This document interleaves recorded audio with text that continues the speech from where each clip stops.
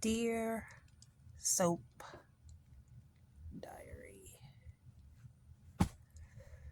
I think Kai has CTE. Like there's no other explanation for this level of stupidity. Like he is legitimately slow. Like there has to be some type of brain damage, misconnection of the wiring. He's slow. He has to be. What is this? Kai sees what's Jocelyn at the pool, and she's like, "Are you ignoring me?" He's like, "I'm trying to help you ignore me. I was wrong." And she's like, "After everything, do you see that you're wrong? I mean, I ruined my relationship with Trina. After everything, do you see that you're wrong? That Drew is trash? Like he's a horrible person? I never said Drew was perfect. Okay, but do you see how he ruined your relationship? I ruined my relationship. Okay, was it on purpose? Because what is this? Trina comes to the pool. They have a conversation. Before that, she's having a conversation with her dad, and her dad's like, "Don't miss out on forgiveness, Curtis. Please, you've forgiven two people in your entire life. Those two people are Portia and your dad, and you haven't even forgiven Portia fully yet. So one person in your whole life, which is your dad." And she's like, I don't think I can forgive. I don't think I can forgive Kai. You know, she actually is making some sense here. I don't think I can forgive Kai because of what he done. He broke my trust. Here go Curtis. I think you should leave an open mind and look all the way up into the sky in Kai's blank CTE brain damaged eyes, and say, and see if you believe him. Well, she went all the way up there, looked all the way up to Kai's blank eyes. Nothing, it's nothing going on. When you knock on Kai's head, it's an echo. It's an echo. And she's like, how do you feel about everything now? He's like, I don't regret telling the truth. I had to help. I had to help Drew and be there as his magical Negro. He is. I am his Negro.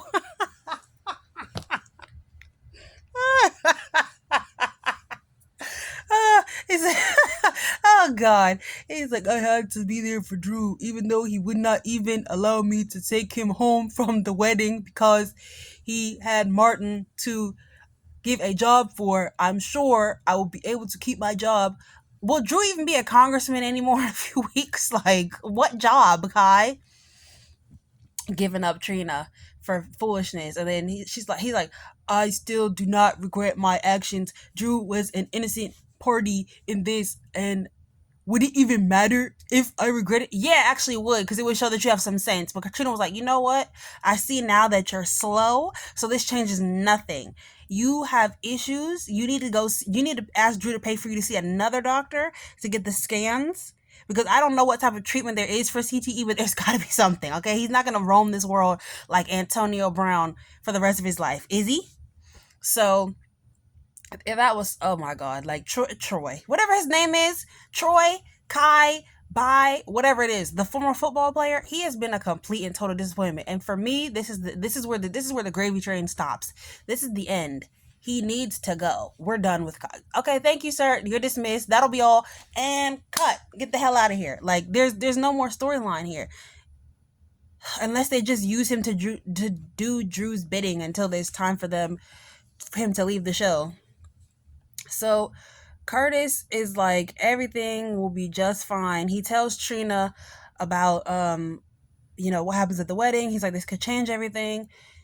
She always has an awkward reaction to everything that people tell her. So it's always very funny to watch her react to things.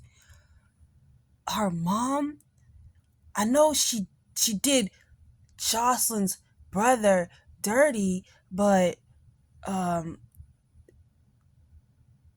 even I kind of feel bad for Willow. You and no one else. You're the only one that feels bad for Willow. Like, you're the only one. Um, so she reacted to that, and they talked about that. She's like, "What does that have to do with me and Kai?" Drew. Curtis really thought this would change something, but it changed nothing because Kai proved that the former football player proved that he's a snake. Um, yeah, they had that conversation, and I guess it's onward forward for her, because they're like, oh, You can need a second chance one day. There's nothing Trina could do to need a second chance. Okay, Trina is just fine. She had some really good moments today, especially in her conversation with her father. She was strong, and her reaction to Kai today was also a good one. Like, I'm so glad she didn't bend, she didn't break, she didn't say, "Oh, Kai's the one for me. We should still be together." I'm so glad that didn't happen. Um, After Isaiah was finished a round of, what do the kids say, glazing this episode. Oh yeah, I did want to say, yeah, I like those moments with Trina today. The only weird moment she had was the thing about Drew. She always has like a weird reaction to things people tell her, but other than that, when she had to talk about what's the guy's name, the former football player, it made sense, and it actually was like, I like her. Even the way she was like, I wonder where I get that from. That is what type of acting that I particularly like from her. I'm gonna go into another reason. There's something else that she does that throws me off really really bad, and that's why I made the video that I made. But whatever. So once Isaiah was done this particular round of what the kids call glazing, uh Portia was still like, yeah, I'm still gonna quit. So, it is what it is. He was so happy to still to see her there, but she was like, well, at least, you're part of my legacy. You being here, you're a great doctor, and I'm glad that you work here. And he's like, I'm gonna miss you so much. And she's like, yeah, I'm gonna miss this hospital. Not you in particular, my dude. Just, this hospital. But you cool though. You all right with me, Isaiah. So, after that, she goes to the offices, Curtis's offices, and she tells him that she's ready to quit. And he's like, "No, everything will be just fine as long as Drew never finds out that I'm the one who I'm the one who told I'm the one who told Willow the truth." Um and we all know that immediately Drew's going to find out that Curtis is the one that told Willow the truth. Willow, we got to see Willow wake up and talk. I don't even know if I want to get into that right now. Let me see. Oh, Maxie. The Maxie recast, I really like the temporary recast of Maxie. She's a really good Maxie. I think she captures the essence of who Maxie is. And if only they could just part her hair to the side and she could just have a little, like a side part with the hair across her face, then she'd be perfect. I wouldn't say I wouldn't miss Kristen Storms, but if she could take over for her while Maxie's gone, wherever she's gone, I would be fine with that too. Because she really does a good job as Maxie. The voice, the tone, the inflections, all Maxie's scenes were A1 today. She had the conversation with Brooklyn and Lulu, where her and Brooklyn were talking about, now Rocco knows and Obrecht is here, and here goes Shrulu popping up and like, yes, it's the truth. You're horrible. You're the one that told my son. You're the one who brought Obrecht back to town. You ruined all of our lives. Everything is your fault. You have a great son, and I gave him to you. Like, Shrew, I cannot believe you just sat here and said, I gave you your son. No, you was digging in my business trying to score cool points with your baby daddy that don't want you no more, okay? You knew that Dante was grieving Sam, and you felt like if you, no, you felt like if you said that this would fast track you guys' reunion. It would make him look at you in a different light. It would make him realize how much he loves you again. It would make him realize that Brooklyn's a terrible person. And you would score cool points over her. That's what that was about. That's what that was about. This was nothing to do with you wanting her to get her son back, okay? Because if you really did, maybe you would have even went to Geo and tried to plead her case or something. If this was really about giving her son back, acting like you gift wrapped her a child that she was kept from by her mother.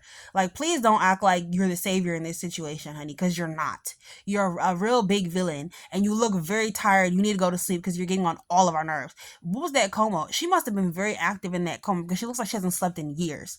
And this really pissed me off. I'm not trying to go on the actress or anything like that. I'm not trying to go in on the actress. It's just this character is pissing me off, and she's, go sit down, please. You're exhausting all of us. Now we're tired. We're as tired as you look. And this character is very tired. This is like, we're tired of the same thing. From she woke up, it's been the same BS. Give her something else to do. And please fix her hair and makeup. Like, make her look cute and glamorous. I'm tired of her in jeans and a t-shirt. Like, put her together. She's too dry for me. Put her together. Brooklyn and her boots. had a conversation with Maxie, telling Maxie like, Maxie, I'm sorry. You gotta believe me. I really didn't mean for this to happen with Rocco. Maxie like, yeah, yeah, yeah. What's done is done. You two are really burning this town down left and right with your foolishness, and I'm sick of it.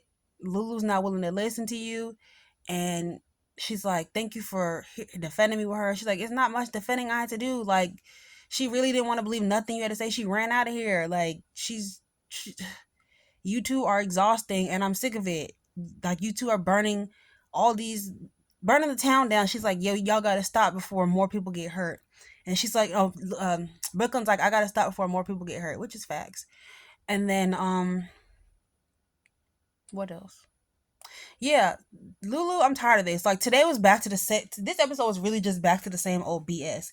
It's like, oh dang, we went right back into the Twilight Zone. Like, we had a good few days, and here y'all go back with the BS all over again. Speaking of the BS, Drew went to go talk to Michael. To him, I'm so glad you seen me. I'm so glad you hearing me out.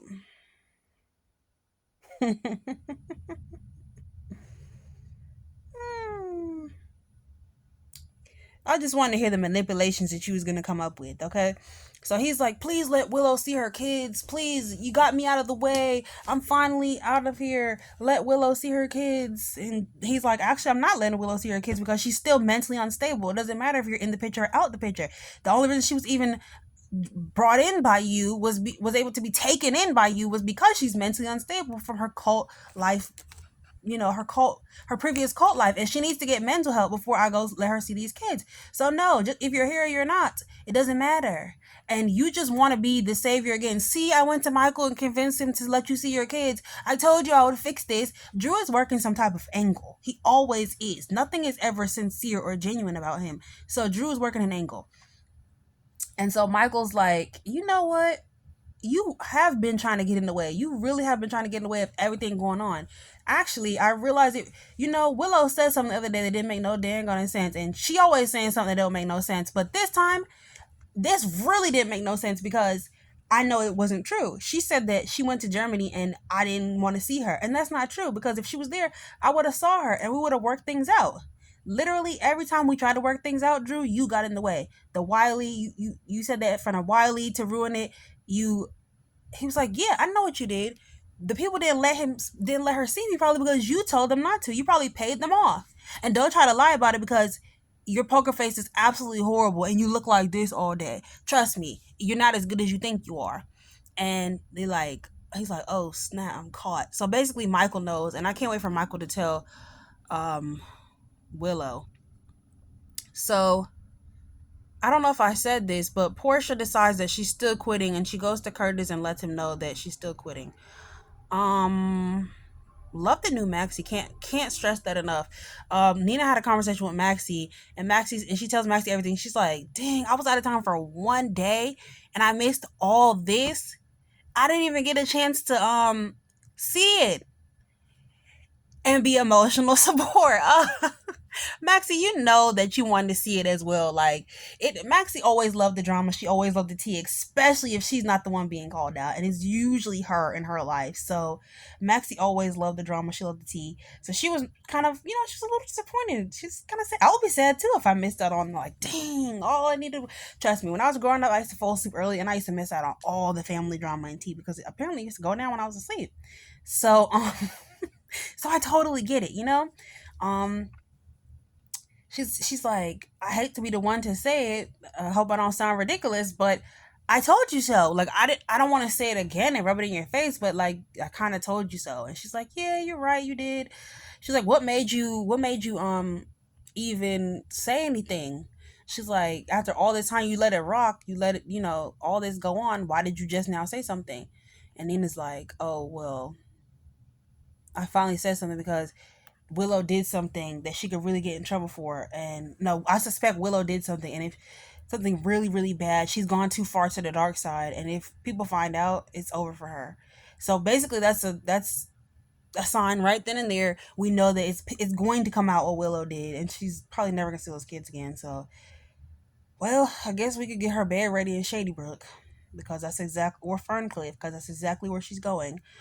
Um, What else happened? I don't want to drop my phone, but I'm at the computer. Charles, something happened to the bed. Don't even worry about it. I'm laying down. Let me see. Let's see.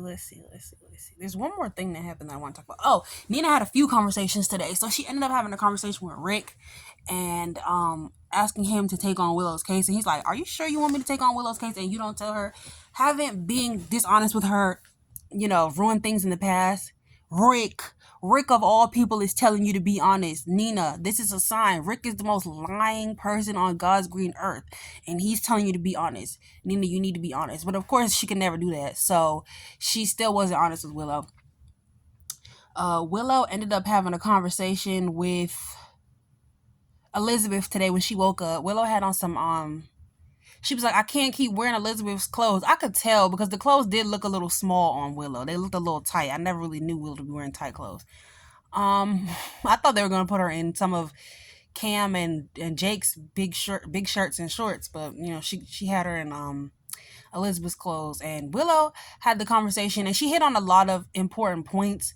A lot of important points. How Drew pursued her after she told him to stop because she's trying to be there for her. She's trying to, work on her marriage with Michael. She wants to be there for her children. Like, please leave me alone. He was popping up all the time, doing things for her and the kids, buying them gifts, trying to take them places, showing up at their swim lessons, and just trying to overall be everywhere and do everything.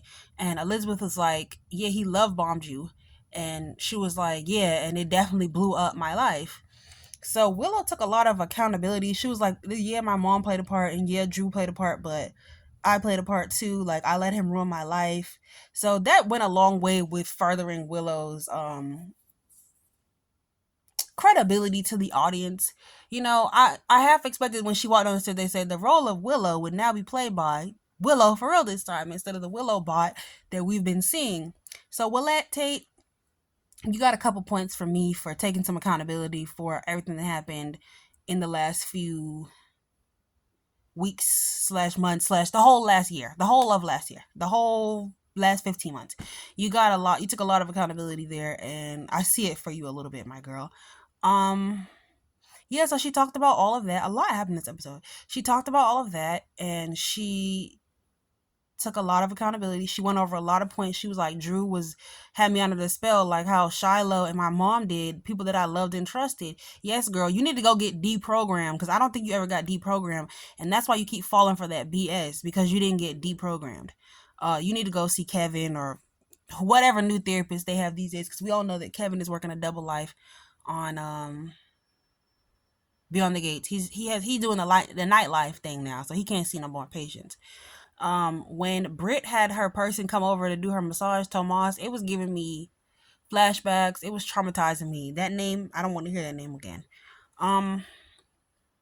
What else? Oh, how did I forget this? So Little Rock Nation went to go see his grandma today, and he basically was like, I love it at Liesel's house. Like, can she be my Oma too? Like, you cool and everything. I really like you, but can she be my Oma too? I love my other mother, Britt, and I'm so glad that Brooklyn told me about her. I wish I got a chance to grow up with her. No, I'm joking, but I kind of understand where Little Rock Nation is coming from, because there's some things about his life that his parents can't tell him because they just weren't there, and he's just missing a few pieces. He just wants to hear. Like, can you imagine you lived a different life that you don't know anything about? Like, I would want to hear it too if I was a teen. It just, everything's more dramatic when you're a kid. So Little Rock Nation definitely was thinking that he just wanted to hear them out, and he thinks that Liesel is cool and fun and kooky and exciting, and she really loved her daughter, and she told him about the avocado all over his face story, and it just felt nice for him to hear some memories of his childhood. Maybe he didn't even really get to hear any growing up because they were too busy being helicopter parents and trying to create new memories that they probably didn't even tell him anything about what he was like as a baby. And then his mom was in a coma for all those years, and his dad was gone for the WSB all those years. So, maybe they didn't even tell him a lot about his early time, and maybe he want to know, like, what food he liked in the womb or what time he used to kick. Maybe he's just curious about his past. So I understand where Rock Nation coming from right there. I really do. Although he is dragging it just a little bit, but he's a kid, so I'm gonna give him a pass. So Laura calls Lulu and they come over and they have a conversation, and she's like, basically, you need to let Little Rock Nation talk about Liesel and Britt because you're gonna lose him. Like, I understand this is a hard topic for you, but you need to let your kid see what's going on, hear what's going on from you. Let him express himself to you, because if he doesn't express himself to you, he's going to express himself to someone else. Here go Lulu. This is all Brooklyn's fault. This is all Brooklyn's fault. Brooklyn didn't give you that bad, horrible attitude and that mean and nasty spirit. Okay, Luke did. No, I'm joking. It wasn't even Luke. I don't know who the hell it was. So, he didn't. She didn't tell you to act like that towards your child. You need to do better towards your child, because if you don't answer his questions, he'll get his answers from someone else, and he loves it over there. I told you, he thought her house was boring, and he thinks that Liesel is fun and interesting. He thinks Liesel is fun and interesting, and he love it over there. He tired of Lulu always going on, Brooklyn's the worst, Brooklyn's the worst. Where's his sisters and brothers at? He don't see Danny no more like that. Danny up in the attic again, and Charlotte up in the attic again. So yeah, he's bored, and the Westbourne family is interesting, and you're boring. Too bad, so sad, ho. Wake up, Sleeping Beauty. It's time to do something about this child. What else? Yeah, Little Rock Nation had that scene. So Laura told her she needs to do better. Like, stop trying to ban him from seeing this woman, because it's just gonna push him closer and closer to her. Sometimes you have to go back to it. She's like, this is a painful chapter in my life, and I didn't think I'd ever have to go back to it. Well, sometimes you have to go back to a painful chapter in your life for your kids, because Laura had to go back to a painful chapter in her life for her kids multiple times. And I'm talking about being kidnapped and SA'd. Like, when she was SA'd by Luke, and Lucky wanted to know about it because he had questions. And then when she was SA'd by Stavros, and Nicholas wanted to know where he came from and the whole story of that. So she had to go through way more painful times and deeper trauma for her children than Lulu did. So Lulu don't really have any excuse, because Laura went through all that and still had to be there for her kids and stuff like that. And Laura committed murder, and at some point I think she had to talk to her kids about that. I don't know. I can't remember, but at one point she probably will. So that's more trauma for her. And she was assaulted as a young girl as well by that, when she was with that older man, when she was being statutory and being SA'd by that old man that she was with. Like, Laura's been through a lot. She's been through too much. So Lulu needs to go sit down somewhere, because she's gonna lose Little Rock if she keeps on going this way. So Nina had a conversation with Rick, and Nina went to go see her daughter, Lulu. What's the girl name? Willow. Willow dug into her mother. She told her mother basically, like, you should have did better. Like, you're a mom, bro. Like, how could you do this to me? How could you do this to me? You were being selfish. And Nina was being very blasé about it at first. We'll still be a family. I still love you, Willow. You're my daughter. And then she had to own up, like, I am sorry. I don't care. You know what? Yeah, you are sorry. A sorry ass excuse for a mom. Basically what Willow told her. And it's true. And she was a sorry excuse for her mother in that situation. She should have just said, I was selfish, Willow. I was wrong, blah, blah, and whatever. But there's really nothing she could do to get Willow back until Willow gets her kids. She's not hearing anything from Nina. Plus, she already had reservations for her. And really what brought them back together was Drew manipulating them together. And that's a whole nother part that probably needs to be talked about. So she tells Rick, she's talking about she's going to tell her that she's going to try to get her a lawyer. She didn't even tell her. She didn't even try to tell her the truth. She's like, she didn't want to hear from me. She could have said something. Nina has a knack for keeping her mouth shut when she's actually supposed to open it, and then opening her mouth when she's not supposed to say anything. So Willow's like, you are a sad excuse for a mother. Willow basically she touched on all points that she hit all the marks that she was supposed to hit in her conversation with her mother. You're a sorry excuse for mother. This is partially your fault. I can't believe you lied to me. You were being completely selfish. I don't want anything to do with you. You need to shut up. And then Rick goes over there. It's like, I'll be your lawyer. I'll take this case pro bono. And even Elizabeth was like, pro bono? You ain't never taken a case pro bono in your goddamn life, boy. How many years I knew you? You ain't never taken no pro bono case. I know a rat when I smell one. I know something in here don't smell good. Something in the buttermilk ain't clean. So that was that. And then Drew comes over there. He's like, "Where's Willow?" Elizabeth should have said, "Willow is not here. She's not over here. You need to go figure out where she is, and you actually need to leave her alone and get out of my house. You got to go." She's like, I guess he was trying to look out for her. He like, trying to figure out what he it was. Yes, Curtis was looking out for her. Yeah, and she just confirmed it. Drew is such a manipulator up in Elizabeth's house, manipulating the situation. Oh my god, that boy, that guy, that effing guy. So that was basically, I think, the whole episode. It was a good episode. A lot was going on.